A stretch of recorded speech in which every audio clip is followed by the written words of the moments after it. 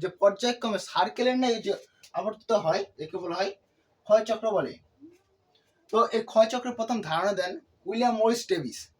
তাই একে William Morris ডেভিসের সাবেক ক্ষয়চক্র বলা বা ডেভিস ক্ষয়চক্র বলা হয়। এখন দেখা যায় দুটি প্রধান ভাগ রয়েছে, একটা ভূমির উত্থান এবং আর একটা ভূমির নিমজ্জন। অর্থাৎ কি বহু কোটি বছর ধরে ভূমিভাগ যখন আস্তে আস্তে উপরের দিকে উত্থিত হয়, এর পরবর্তী সময়ে কি দেখা যায় যে উত্থিত হয়ে যাওয়ার পরে ভূমিভাগটি আবার পুনরায় প্রাকৃতিক ক্ষয়কার্য যেমন ঝড় বৃষ্টি, বায়ু, নদ নদী ইত্যাদি যার ক্ষয়িত হয়ে ভূপৃষ্ঠ আস্তে আস্তে নিমজ্জিত হয়ে পড়ে। এর ফলে কোনো এক সময় বহু কোটি বছর ধরে দেখা যায় এভাবে চলার ক্রমে বহু কোটি বছর ধরে দেখা যাবে কি পরবর্তী ভূপৃষ্ঠের সাথে অর্থাৎ সমুদ্র তলের সাথে মিশে যাবে।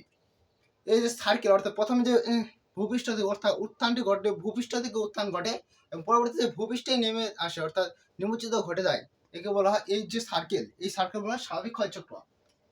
এই স্বাভাবিক ক্ষয়চক্র থেকে প্রথমত ভূমির উত্থান ঘটবে এবং সে প্রাকৃতিক ক্ষয়কার্যের দ্বারা সেটি ভূমিভাগের আবার নিমজ্জন হবে, আবার পুনরায় উত্থান ঘটবে।